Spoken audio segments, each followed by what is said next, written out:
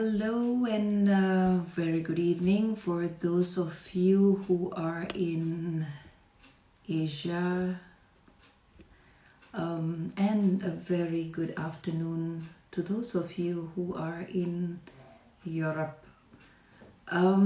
Today on Quantum of Joy, we have something very special.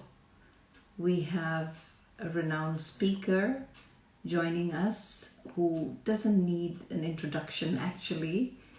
I'm sure all of you know him very well, but nevertheless, I will just give a brief description or introduction about him.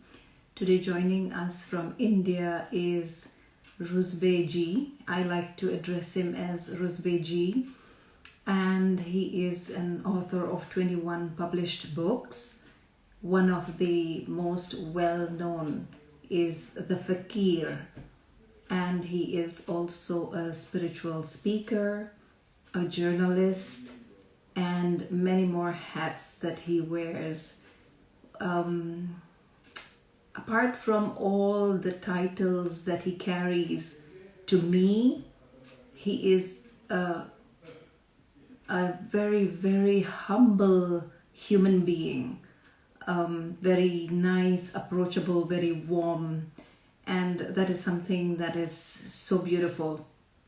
And I have been a fan of his since many years. One of my favorite authors, I must say. And each time I grab his books or the books that he has written, I always take away something new again from that. So yes, I will not take any more time. I see that he has joined us, and I will invite him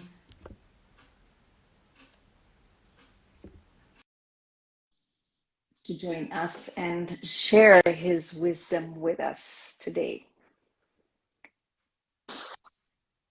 Hello and good evening. Hi, good evening. Thank you so much for joining us on Quantum of Joy today. No, thank you for having me here. It is a pleasure to have you. To start with, I would like to thank on behalf of the Satya Sai Center in Jakarta. We have a lot of centers in Jakarta of Satya Sai and a lot of followers, which I see that they have logged in and are keen to hear you impart all your knowledge, your wisdom, and your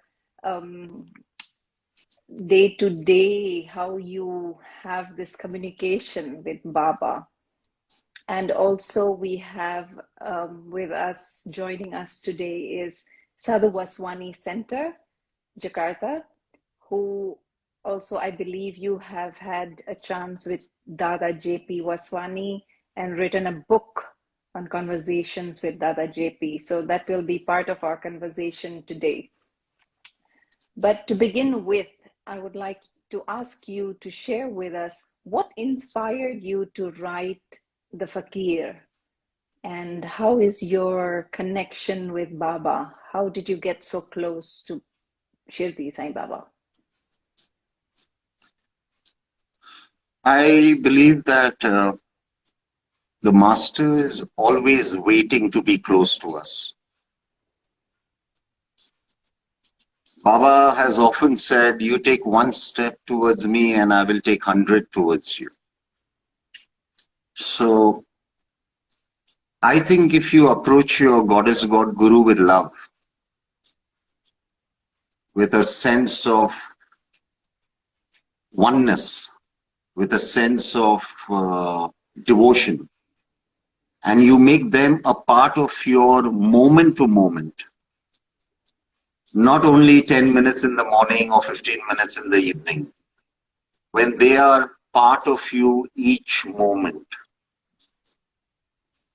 I think the bond develops. So there's nothing special about my bond. I think anybody can develop this bond. It's all about how much do you really love your master. I think that is it. That is the crux. And do you love him, or do you love your master without any agenda? So Unfortunately, we have made our relationship with our goddess god guru based on certain terms and conditions.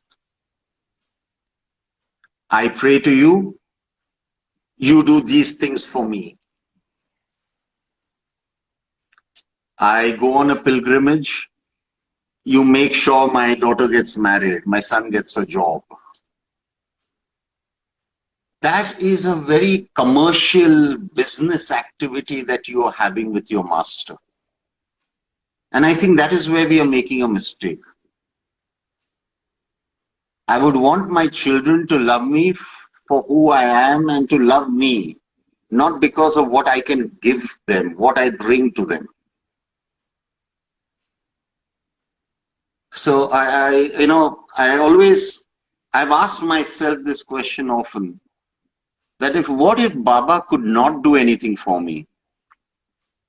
What if he were to tell me, I can't help you in any way? Would I still love him?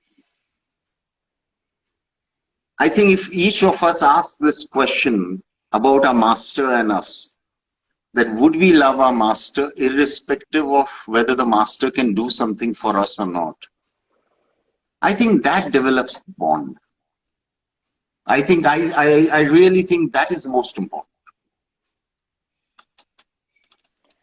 My next question is, how does one find a guru to assist or guide them on the path of spiritual awakening or through meditation?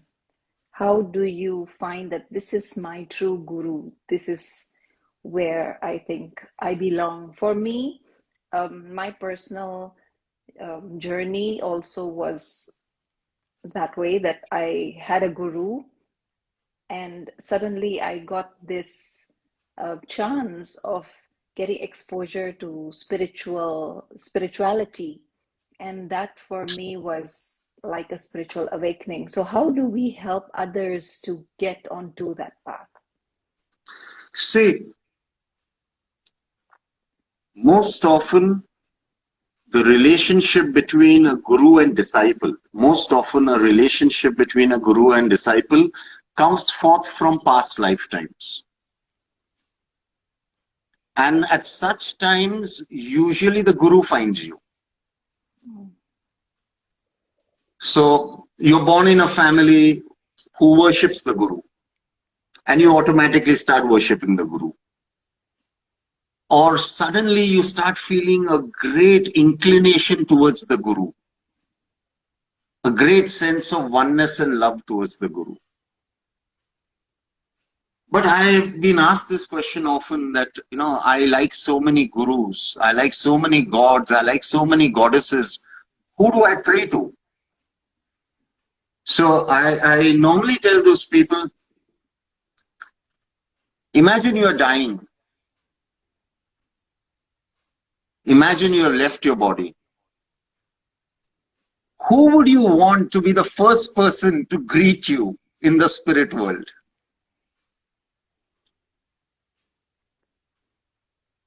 Which goddess, god, guru would you want to be present to welcome you into the spirit world?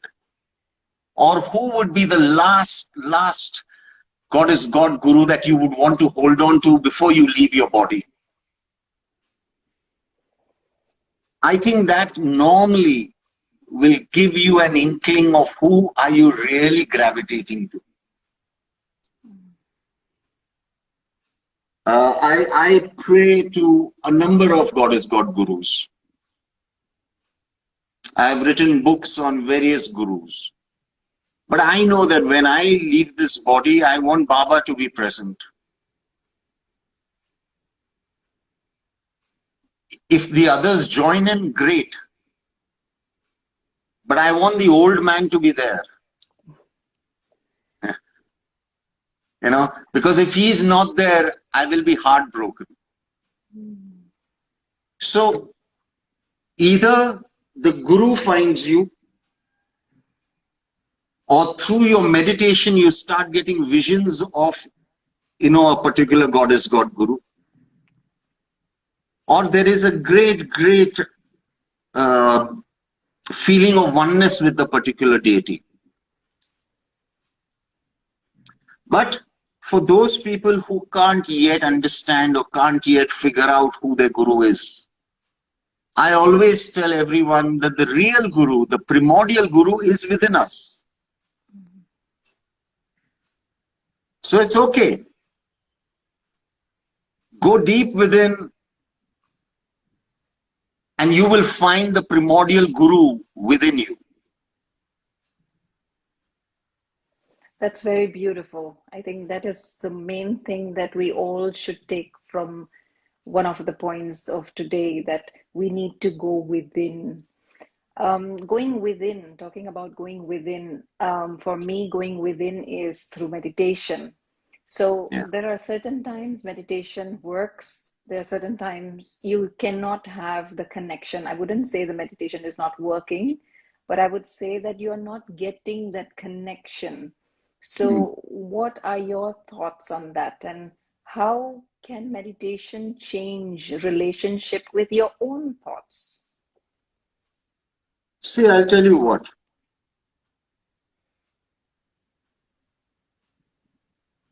If anything is done with true love, even meditation, if it is not just an exercise, it is a craving to be with your master. It's a craving to be one with him or her. Then every time you sit down for meditation, you will achieve what you want. Nowadays, meditation has become very complicated.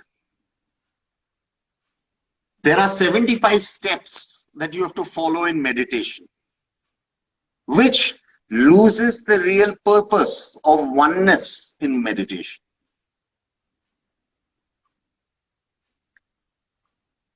The meditation that I believe in is shut your eyes, focus on your breath, your inhalation and exhalation. If a thought comes to you, don't encourage it, don't fight it, go back to your breath. And slowly your breath will take you, will open a pathway to your Goddess God Guru. Every time you're doing anything in the day, if you are in the moment, you are meditating. Meditation is oneness. I'm meditating on Baba, so it's oneness. I'm meditating on my work, it's oneness. If I'm one with my cup of tea, it's oneness. You know, the Japanese have a tea ceremony that goes on for 45 minutes to an hour. Why? It's a way of meditation. If you're cooking food and you're cooking food with all your love and as though you want to feed that food to Baba, you are in a state of meditation. Because how long can you meditate in Padmasana? 10 minutes, 20 minutes, half an hour? What happens for the remaining hours? So, meditation in motion, meditation in action is as important as meditation in silence. Because when you are one with a particular thing, you are automatically silent within. And it is this silence that is going to make you reach to the dwar of your Goddess God Guru. So now when we sit in meditation, like you said beautifully, that it's a union. So today, if I am sitting down and I am thinking about with you, I'm thinking about you, for example, and that means I'm meditating with Ruzbeh ji.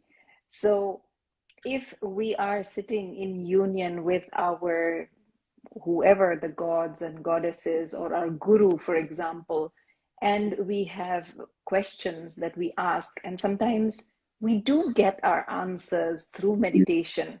How do we know that this is an answer from the divine or from our guru or the gods and goddesses, or it is our personal feeling or thought or ego maybe?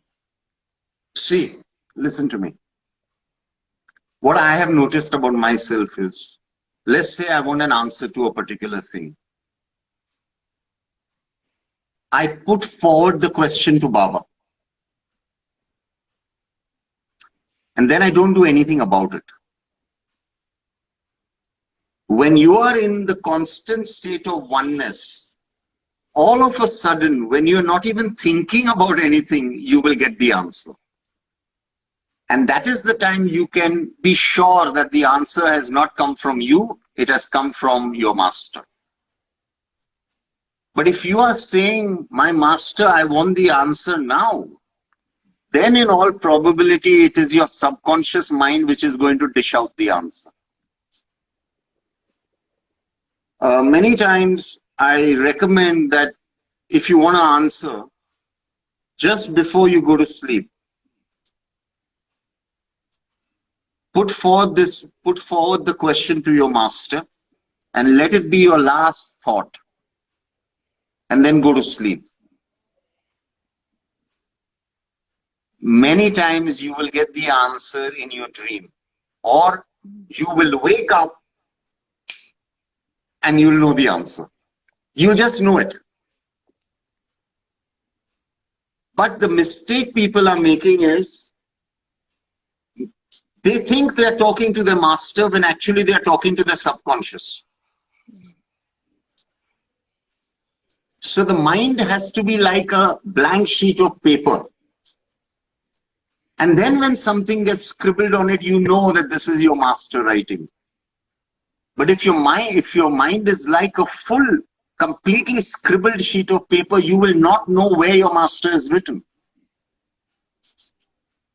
So put forth the question to your master and then let it be. He or she will answer it at their good time, when you are not thinking about the question. That's beautifully said. One thing, to just leave it to your master, because you have the faith that your master will not misguide you and will not reply you. That is beautiful, beautiful. How do we move towards enlightenment make it enlightenment to move into enlightenment as a daily routine? How do we create that? Any suggestions? You know, I really think enlightenment is another trap. Enlightenment means all-knowing. That does not mean shuddhi. That does not mean purity. It means I know everything. I yet would prefer oneness with love. If Baba were to come down and give me a choice, enlightenment or oneness with him, I would take oneness with him.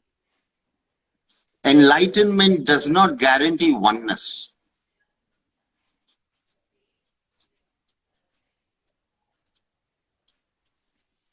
Okay. So I would rather be filled with divine love for my master than I have divine knowledge.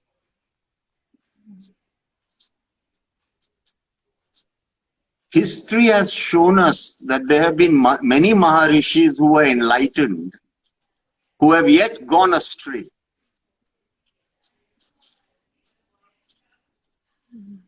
But you will rarely get an instance when a person has been completely in love with their goddess, God, Guru, and has gone astray. Because the philosophy of someone who is in love with their master is, I want to be the dust under your feet.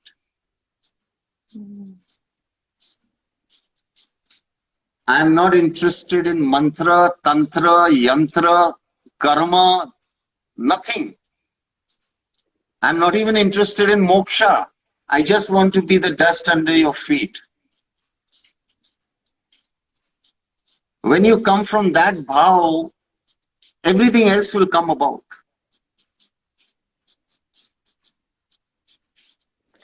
That's beautiful. Oneness is what we need to Yeah. practice. And I truly agree with you that what you said, if you are in love, deeply in love with somebody, I think every moment and every time you keep on thinking about that individual or about that time, Yeah. about the person, and you know how much time you would like to spend with that person.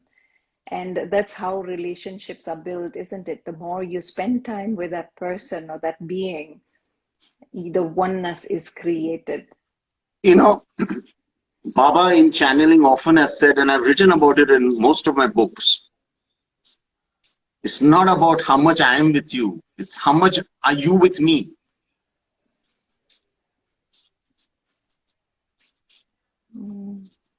Because Beautiful. because a relationship has to be two-sided.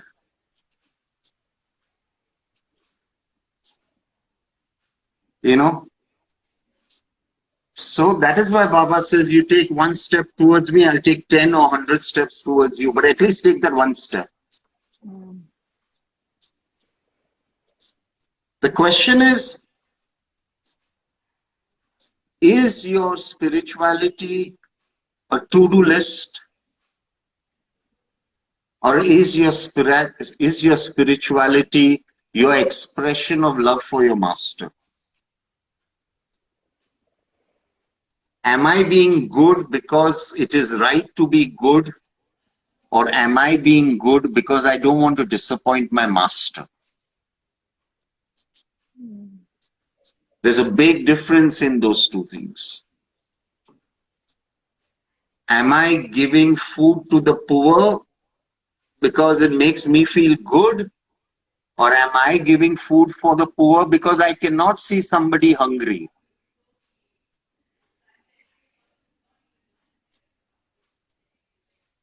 In this whole millions of books and pravachans and YouTubes and all, we are forgetting this essence, this fragrance, this khushbu of humble love towards your master. And that is where I really, really love Dada Vaswani for. You met Dada Vaswani and you got this fragrance of Sadhu Vaswani through him. Dada Vaswani merged into the background and through him Sadhu Vaswani came through.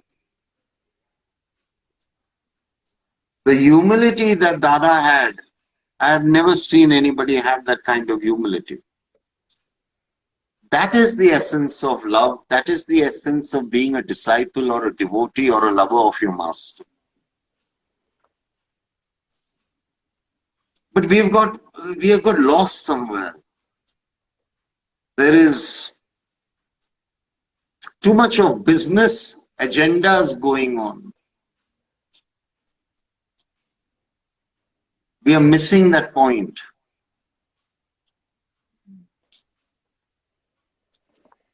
Yes, I indeed agree with you that Dada was, I think, the best example for humility. I have personally, as a child, been very fortunate to have had, you know, one-to-one sessions with Dada and met him. And it has been a beautiful experience, an experience that is unforgettable.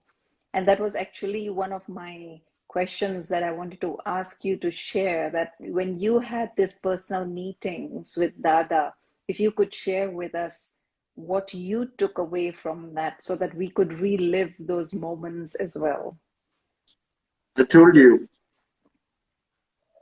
I started loving Sai Baba Shirdi more after meeting Dada and seeing his love for Sadhu Vaswani. I started realizing that divinity is in humbleness.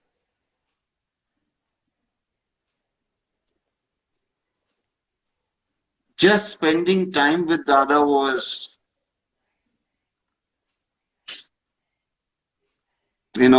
such a rewarding experience, I cannot tell you. He balmed the soul. And we've had a great time. We've laughed a lot. We've talked a lot. And there was this childlike innocence in Dada which you don't see in people anymore.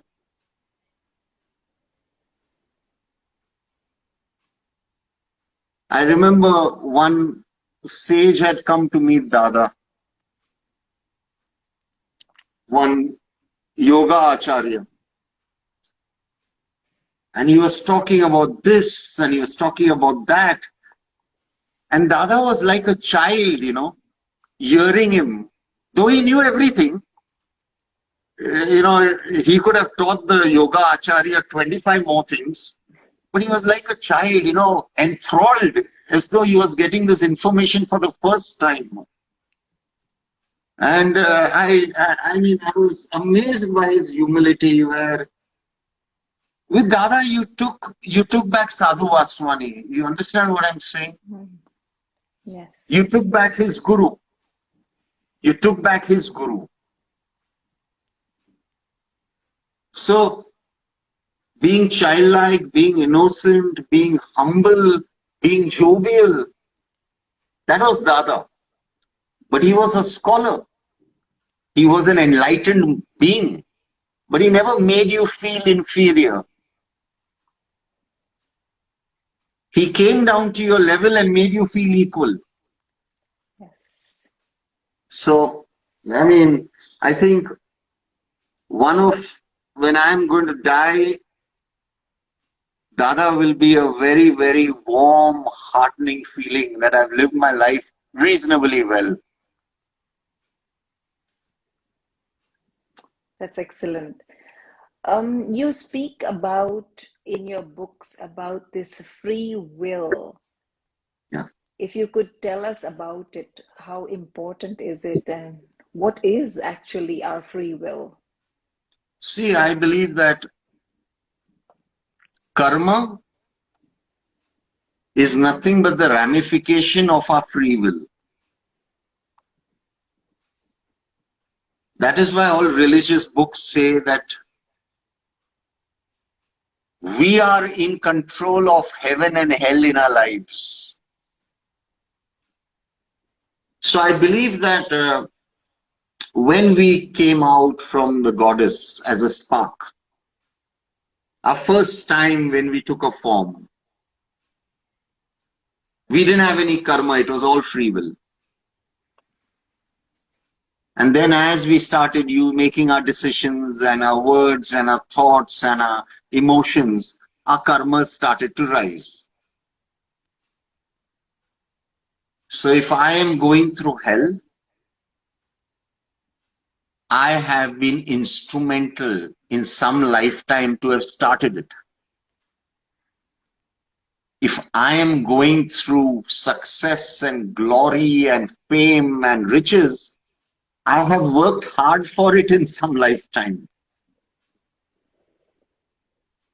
That's why we always say it is very stupid to be jealous of somebody. Because that person has worked very hard in some lifetime to have achieved this position in this lifetime. So, I believe free will are of two kinds. One is when I have enough free will not to be contained by karma, and I use my free will in the right way or the wrong way. The second free will is where I don't have too much free will. I'm mainly ruled by karma. But how I go through each moment is the only free will I have. So do I become bitter or do I remain calm? Do I get angry or am I compassionate? Though I'm going through a very difficult period, how do I go through that period is my free will. I may not be able to change my karma, but I can change my attitude towards what life is dishing out to me. And I think that is important. Whether we act or we react, that is up to us. Exactly. So Exactly. talking about karma, there's always this karma, I mean, is a vast topic. And there is always this confusion, karma, destiny, and choice, like you said, free will. What is your take in that? What is destiny? What is karma? Because sometimes people say that, oh, this is my destiny. So who See, creates our destiny? listen to me. That's what I said. Destiny is your karmic blueprint. Karma is the law of cause and effect. My free will has started this cause and effect, which has led to an entire manuscript, which we call a destiny. But it all starts with free will. Every moment I'm using my free will to further create good or wrong karma. Every moment. By my thoughts, my words, my actions, my intentions, my reactions. So we are continuously building more and more karma. Now it is up to us. How am I going to use my free will? How am I going to use it?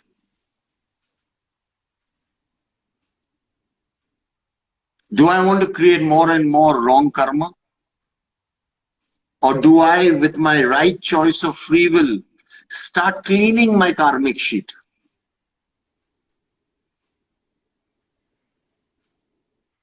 That is why I said you should go beyond all this and only truly love your master. And if you truly love your master, you will want to make your master happy and proud of you all the time. Automatically, all this karma, free will, destiny will be sorted out. Of course, we are human beings. Of course, we are going to fail. Of course, we are going to make mistakes. But we need to get back on our feet fast.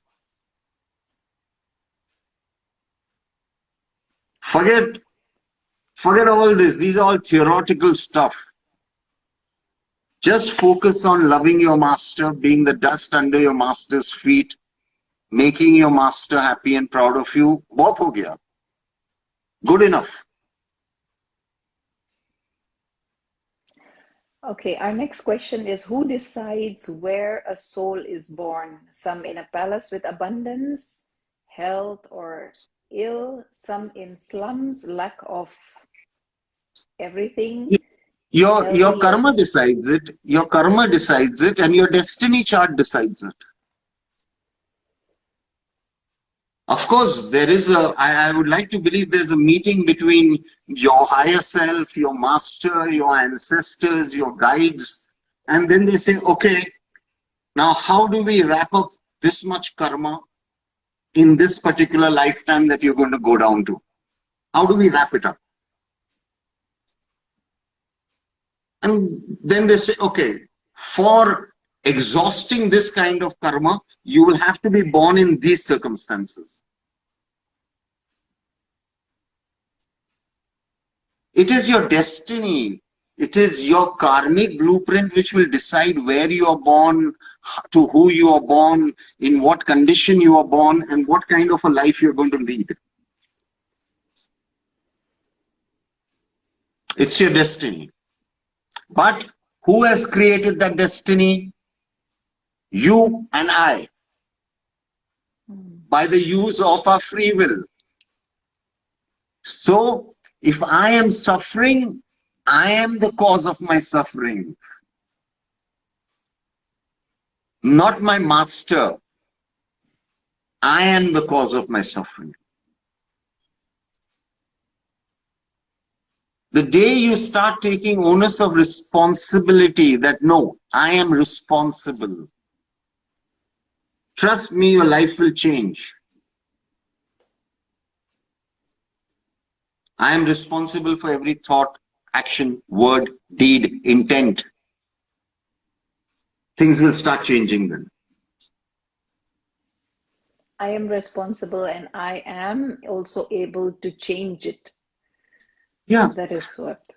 How will you change it? By being calm, operating with dignity, giving your best, and leaving the rest in the hands of your goddess God Guru.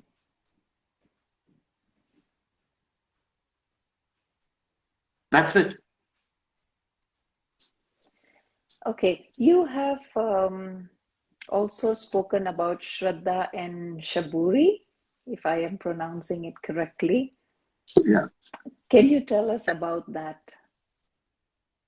See, Baba talks a lot about faith and surrender, faith and patience. Shraddha is faith, patience is surrender, patience is to wait for the right time calmly.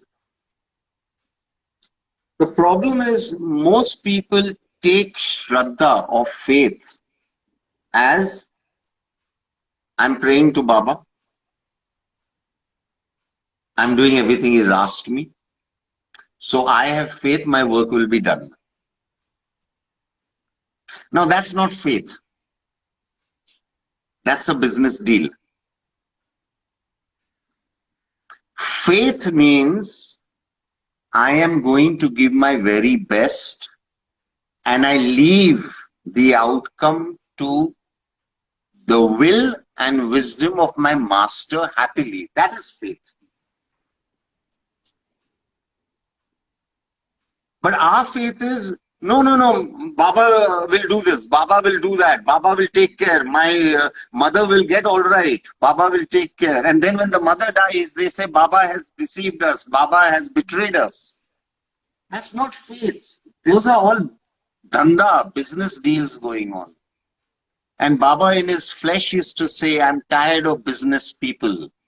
What did he mean? I'm tired of those people who come with a business agenda with me. So faith in reality, Shraddha means I have full faith in my master's wisdom. That whatever will happen to me, he or she knows best. And I will accept it gracefully. That is faith. Patience also means if my master feels this work will get done, it will get done, and I have patience and I have faith in his decisions. So you're not trying to say, no, no, no, I have saburi, Baba kari dege, Baba kari dege. No, maybe that thing might never get done. So you have patience that till Baba doesn't decide it to be done, maybe in some other lifetime it will get done, I'm okay with it. But we have made Shraddha and Saburi a business contract. I have faith in you, you better not let my faith down. Yeah. I'm a patient man, Baba. I will wait, but you better get this done in 14 months. That's not Shraddha Saburi.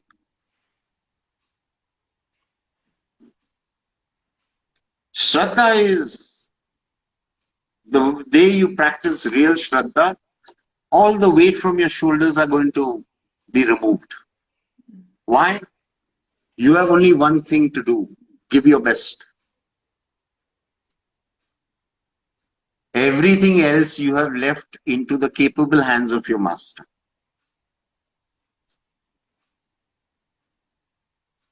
But we don't have such faith.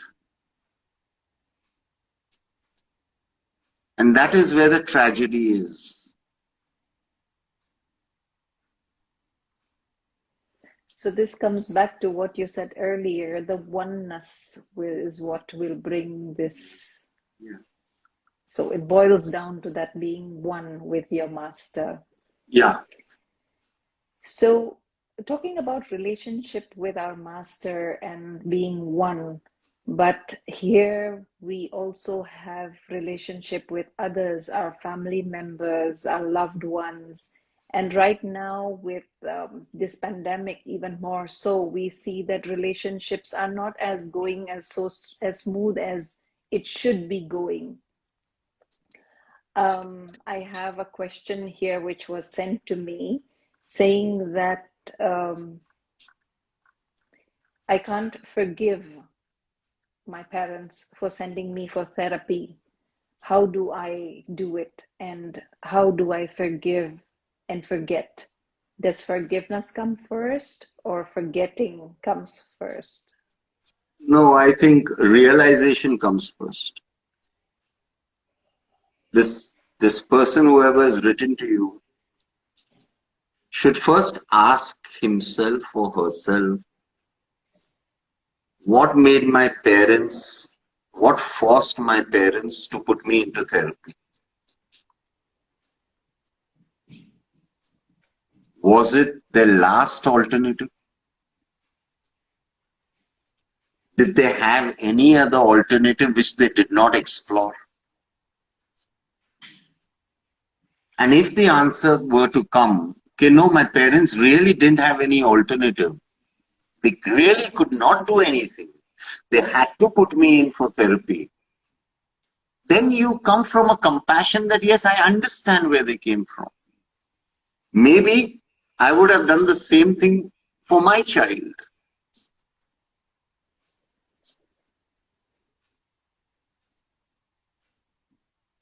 I believe that a lot of our relationships are karmic. Okay? A lot of our relationships are more to do with our past life accounts. There are only very few relationships which are spiritual. Our relationship with Baba, with Satya Sai Baba, with Dada Vaswani, Sadhu Vaswani, at least from their side, is a very spiritual bond. But with most of our loved ones, with most of our family and our friends and our employers and employees, most of the time the relationship is pretty karmic.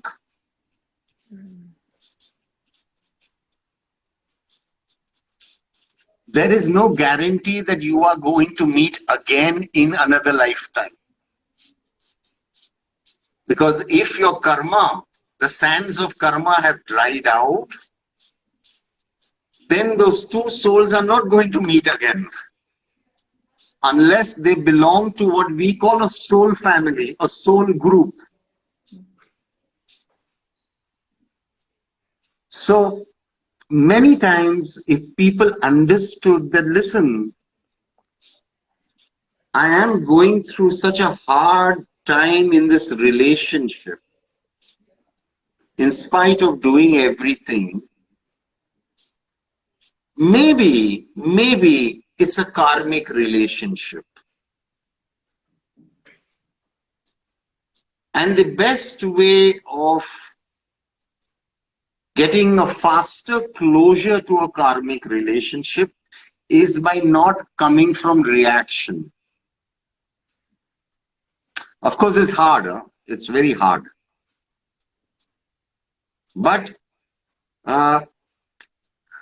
this path that we are on, the spiritual path, as Meher Baba often says, is only for the brave, it's not for the weak. Because you've got to be really brave to be able to walk this path with humility, with composure, with calmness, with dignity, making your master happy and proud of you. So, many times relationships also flounder because ego comes in. So, if you want a relationship to be all right, first you've got to ask yourself, where am I contributing? Where am I contributing in the problem? Am I the solution or am I the problem? So first you have to take onus of responsibility that, am I screwing up someplace?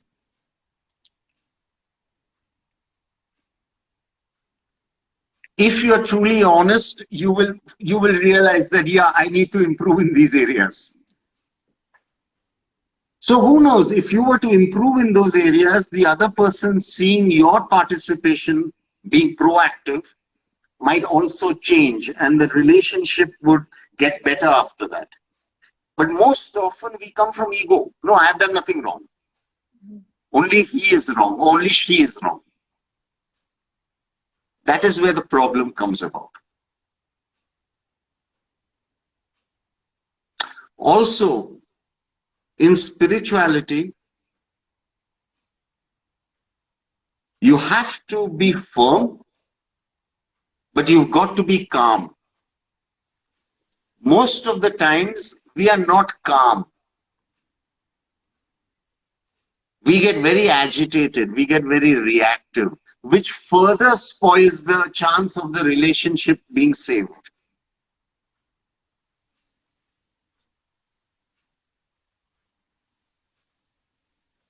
That's true. And often I think we let out our anger or our frustration as a shortcut, because we know that when we throw that, it's just, we just have it our way then. True, true. So this is what we need to do, have more patience. And be honest. Be honest to yourself. Am I contributing to the problem? That's very important. You have to ask yourself, am I contributing to the shit?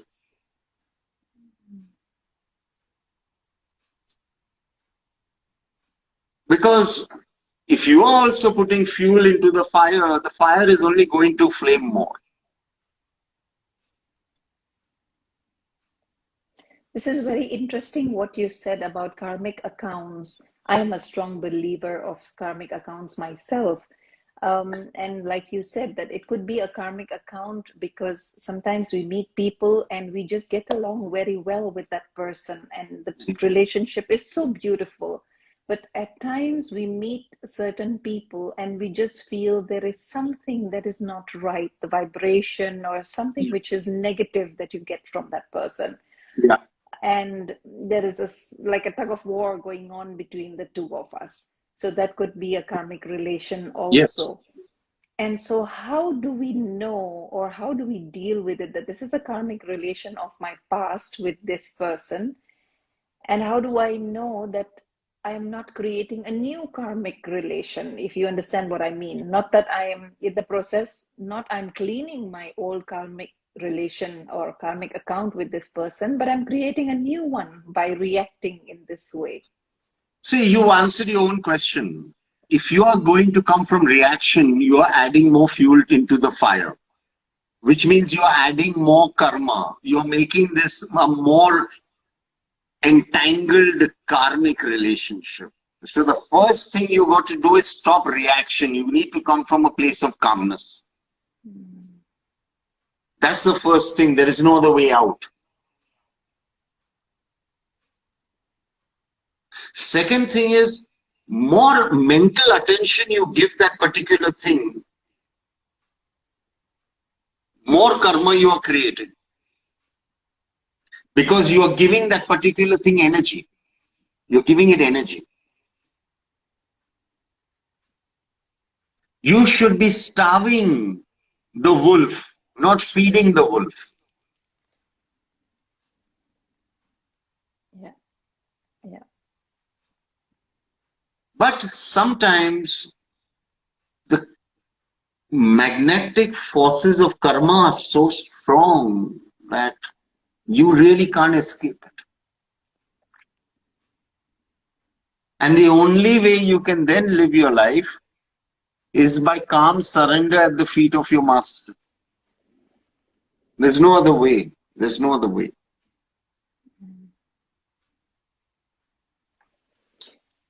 My next question is, what is the best way to improve one's communication skills and build up confidence? I think half issues would be resolved if people sat down and calmly spoke about their feelings to each other.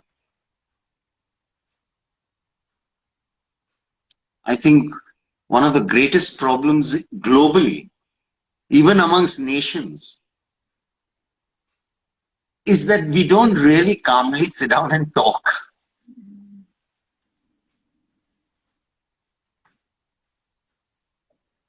I think it is very important not to go on swallowing things, because that leads to illness. Cancer is a perfect example of suppression of all your emotions. Heart issues, diabetes, blood pressure, these are all examples of suppression.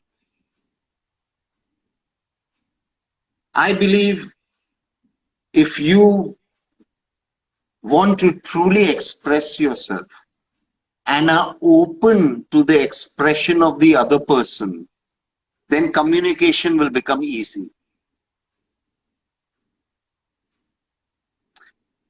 If I am seeing number 9, I should be open to the fact that you may be seeing number 6. Then communication can take place. But if I am seeing number 9 and I refuse to believe that you are not seeing number 9, then the problem starts. So you want to communicate because you have the need to express yourself without trying to put somebody down, without trying to create another agenda. You know, the problem is people have forgotten communication. They are only into confrontation. That's the problem. It's not communication which is the problem, it's confrontation that is the problem. I had a friend who came around 3 years back, and he had this issue, you know. He was a businessman, and he told me that, Ruzbeh, I can't handle confrontation. And I told him, well, why do you have to confront? Why don't you just communicate? Just this one line changed his life. Because now, in an argument, he is not coming from confrontation, he is coming from communication. So, he can sit down and resolve issues which he could not do before, because first he came from, I have to confront this problem. So most of the times, are we communicating or are we confronting?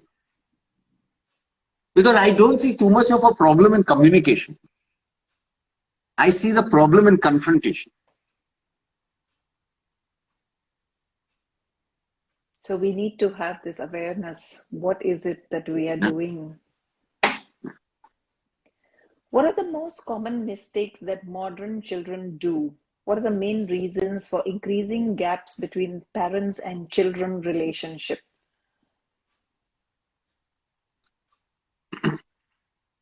I don't think children make mistakes. I think the upbringing they get creates the situation. So I think the fault lies in parents, us, not children.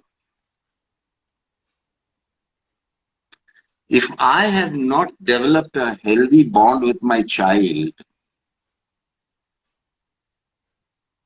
I should not expect a healthy bond with my child when my child is 20 years old.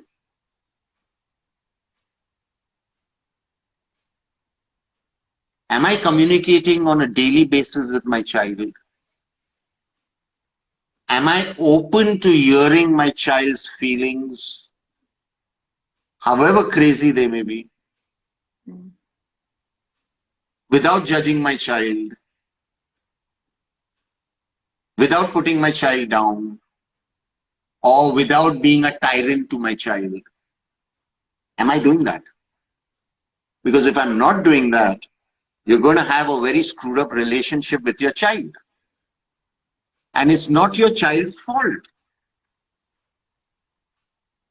Of course, there are exceptions where the child goes completely ballistic. But those are exceptions. They are not the rule.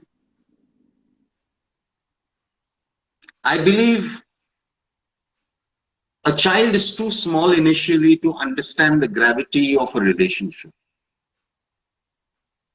That is the role and duty of a parent to understand. And as the child grows, with this involvement of the parents in the child's well-being, 9 out of 10 times you will have a child who will have a healthy communication with you. Of course, teenage years are a little difficult because the child goes completely nuts.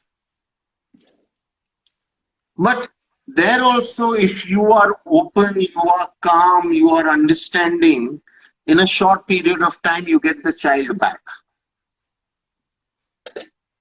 So I think the onus of responsibility is not on the child, it's on the parent.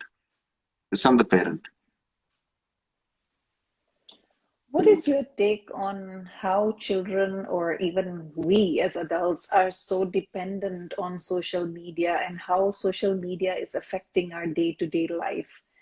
A few days ago, we had this experience whereby WhatsApp was not working, Facebook was not working, and Instagram was not working. And there were two kinds of people. One were totally anxious because they not only couldn't access their social media, but they couldn't even reach out to people or to their loved ones. And there were one set of people who were actually calm and contented and spent time with their loved ones. So, what is your take on that?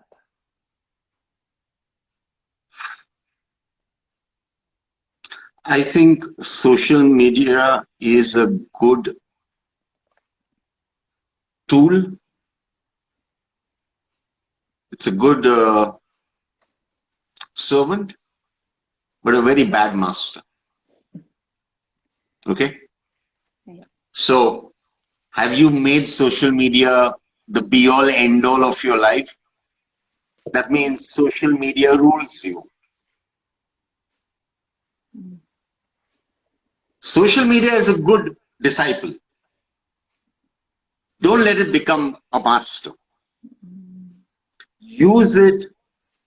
Like, aren't we using social media now? You are in Jakarta, I am over here in India, and we are communicating. It's so beautiful.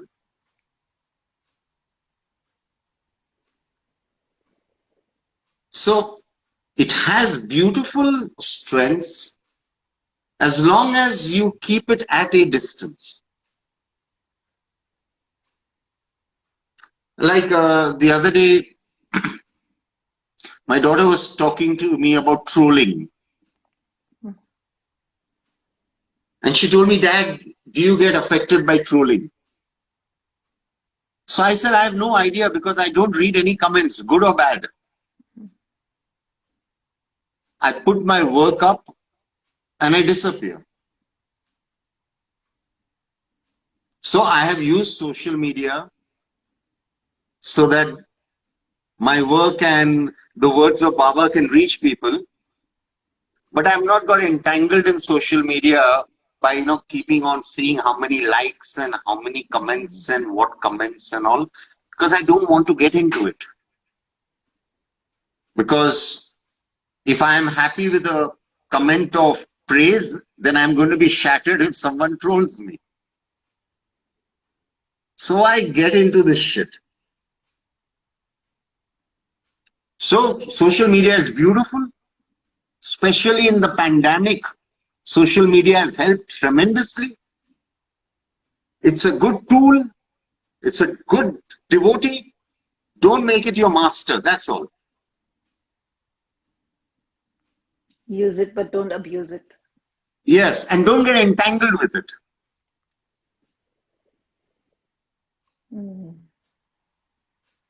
Ideally, I always tell my daughter, have a certain amount of time allocated for social media and then get on with your day, which has become difficult with online schooling and all. Yes. This has become difficult with that. But generally, I normally tell her, give yourself a fixed amount of time for social media, then get out of it. But she's a teenager now. She always says yes, yes, yes. I have no idea what's going on. But at least she's very, very polite and says, yes, dad, yes, dad. But that's what I normally tell people, that don't let it become your master. If it becomes your master, you have it. I think the easiest way to traumatize the young is to take them to a place where there is no network. Absolutely. They will be traumatized. Yeah. They will divulge all the secrets without a single torture. They have got so dependent on social media. But is social media bad? No, I don't think so. I think how we use it decides whether it's good or bad. Is money bad? No. Is how we use it makes it good or bad.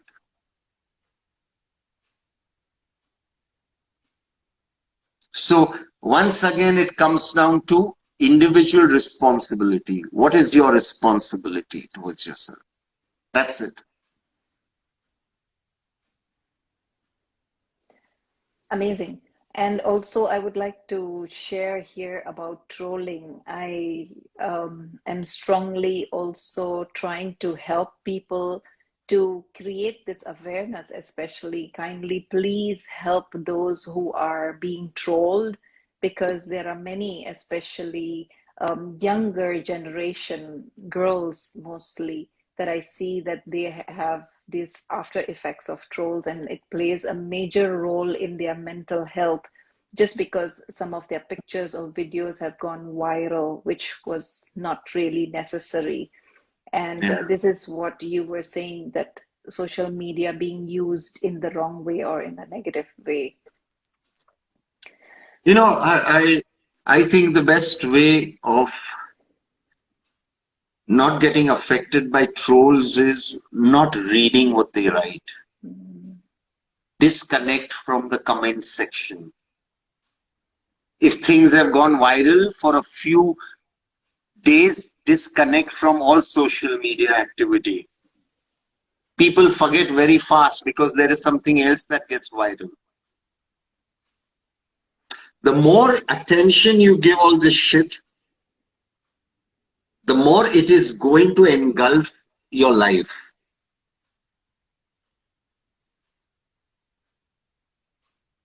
And if you start getting affected by every troller, that means you have given your power of your peace of mind to these crazy people who have no kaam dhanda, who are absolute cowards because they don't come out. You want to give your peace of mind to these crappy people?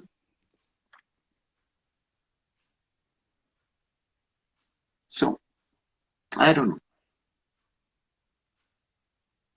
Those people who love you, those people who know you, are going to stand by you. The flakes, the flaky people might leave you, which you should be happy that they have left you. So it's a win-win situation. Don't give these people the power over your peace of mind. Switch off from them. Stop, doing post-mortem of every troll. Yeah. Thank you so much. This has been an amazing. I don't even feel that we have been speaking for an hour now. But before we end this session, I would like to request you to share with us something, like you said, to mentally make ourselves powerful. Especially in India, it is the month where we are celebrating Navratri. So we have all these 9 goddesses that we are worshipping on a daily basis. We have a different goddess that we are worshipping. So how do we help people to empower themselves, to make themselves mentally more strong? I think first of all, each of us should come from compassion. If we can lend a helping hand, if we can do anything noble, even if it's just a kind word, a smile, or having the patience of letting someone, just speak to you. I think what is missing nowadays is compassion. We have lost that compassion. We have become a very judgmental society.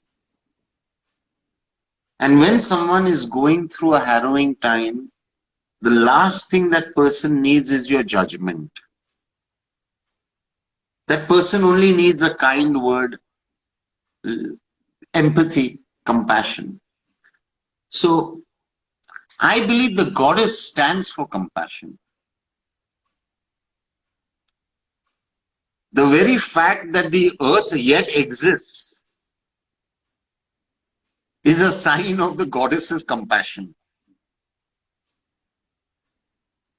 The very fact that the earth yet gives us food after we have abused her for so many centuries is a sign of compassion. And I believe that the need of the hour is be kind to yourself and be kind to others. If Navratra should teach us anything, it is about kindness, about compassion, about love, about empathy, about standing up for a friend or a loved one who is going through a hard time, for being there for someone.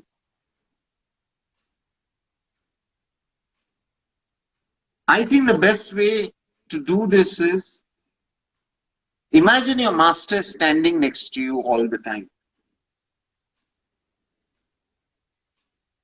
Imagine Sai Baba or Satya Sai Baba or Dada Vaswani, Sadhu Vaswani are standing.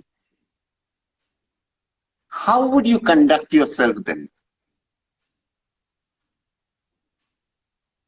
How would you talk, think, react, act if your master was standing in front of you? I think if each one of us started doing that, the world would become a much better place very fast. Baba is not a frame on the wall. Baba is the throb in our heart, the sigh in our breath, the light in our eyes. So, it's easy or it's difficult, however you want to complicate things.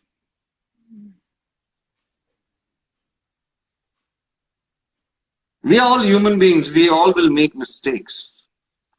But I think the biggest mistake we are making is we are not coming from love for a master in each moment. I think that is where the biggest mistake we are making. Our love for a master comes in spurts.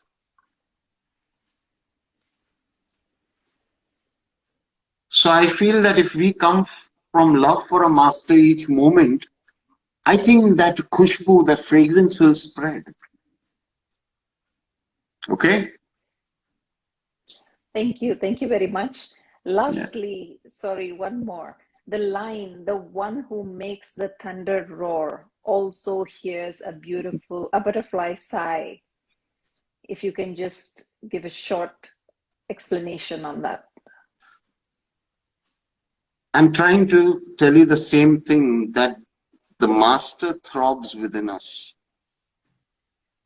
throbs in every being. The goddess does not only show herself through the making of mountains and, you know, peaks and volcanoes and, you know, she makes herself a presence felt even when a small bird is chirping in a tree. She's everywhere. She's everywhere. It all depends on what is our communication with her or the master. And if your communication is right, then the master will even hear the butterfly sigh. So it's all about taking responsibility of building that relationship. Beautiful. Thank you very much once again. And there has been a lot of questions about if this video is going to be recorded. Yes, this video will be available on Quantum of Joy. Feel free to share and also rewatch it. And thank you once again for joining us, Ruzbeh ji, and those who have joined us live. May you stay safe, stay blessed, and are able to create that oneness with your master wherever you are and whenever you want it to be. Jai Baba. Jai Baba.